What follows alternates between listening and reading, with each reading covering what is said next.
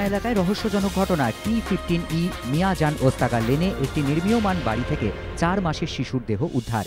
তার বাবা মাকে গুরুতর অসুস্থ অবস্থায় চিত্তরঞ্জন হাসপাতালে ভর্তি করা হয়েছে। ঘটনার কারণ নিয়ে ধন্দে পুলিশ, তদন্তে নেমেছে কড়েয়া থানা। বাসিন্দারা জানিয়েছেন, সপ্তাহখানেক আগেই এই নির্মীয়মান বাড়িতে এক শিশুকে নিয়ে আসেন তার বাবা মা।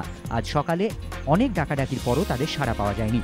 তখন বাসিন্দারা দরজা ভাঙার চেষ্টা করেন, বাধা দেন প্রমোটার। প্রায় 3 ঘন্টা পর বাসিন্দারা ঘরের দেওয়াল ভাঙেন। দেওয়াল ভেঙে দেখা যায় 3 জন অচৈতন্য অবস্থায় ঘরে পড়ে রয়েছেন। তাদের হাসপাতালে নিয়ে যাওয়া হলে শিশুটিকে মৃত বলে ঘোষণা করা হয়। বাকিদের হাসপাতালে ভর্তি করা হয়েছে।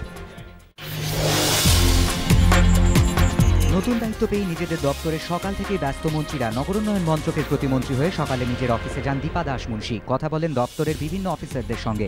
সংগঠন থেকে মন্ত্রিসভায় প্রথমবার এসে তথ্য সম্প্রচার মন্ত্রকের স্বাধীন দায়িত্বপ্রাপ্ত মন্ত্রী মনীষ তিওয়ারি আজ সকাল থেকেই ব্যস্ত। দপ্তরে এসে বিভাগীয় অফিসারদের সঙ্গে এক দফা বৈঠক সারেন তিনি।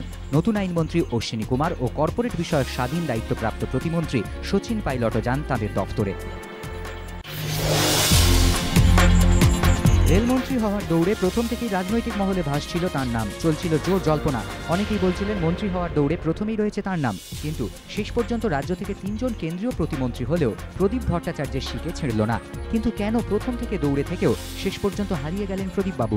রাজনৈতিক মহলের একাংশের ব্যাখ্যা, 2014 লোকসভা নির্বাচনের কথা মাথায় রেখেই এই সিদ্ধান্ত নিল কংগ্রেস হাইকমান্ড। তারা এ রাজ্য থেকে এমন 3 জনকে মন্ত্রী করার সিদ্ধান্ত নিলেন যারা সরাসরি জনগণের ভোটে নির্বাচিত, অর্থাৎ লোকসভার সাংসদ। অধীর চৌধুরী, দীপা দাস মুন্সি ও আবু হাসেম খান চৌধুরী। বর্তমানে পশ্চিমবঙ্গ থেকে জেতা 6টি আসন আগামী লোকসভা নির্বাচনেও ধরে রাখতে সরাসরি যাঁদের প্রয়োজনীয়তা সবচেয়ে বেশি। আর সম্ভবত এখানেই পিছিয়ে পড়লেন প্রদীপ ভট্টাচার্য। রদবদল নিয়ে জল্পনা শেষ হওয়ার পর এখন সবার নজর প্রদেশ কংগ্রেস সভাপতির পদের দিকে। প্রদীপ ভট্টাচার্যকেই সেই পদে রেখে দেওয়া হয়, না মানস ভূঁইয়াকে প্রদেশ সভাপতির পদে আনা হয়, তা নিয়ে এখন রাজনৈতিক মহলে জল্পনা তুঙ্গে। আজ কোজাগরী লক্ষ্মী পুজো। বাঙালি মেতে উঠেছে ধনদেবীর আরাধনায়। গত 2 দিন ধরেই ঘরে ঘরে চলছিল তারই প্রস্তুতি। দেবীকে সন্তুষ্ট রাখতে যে যার সাধ্যমতো আরাধনার ব্যবস্থা করেছেন। পুজোর প্রস্তুতি চলছে অভিনেত্রী অপরাজিতা আঢ্যর বাড়িতেও। সকাল থেকেই পুজোর প্রস্তুতি তুঙ্গে।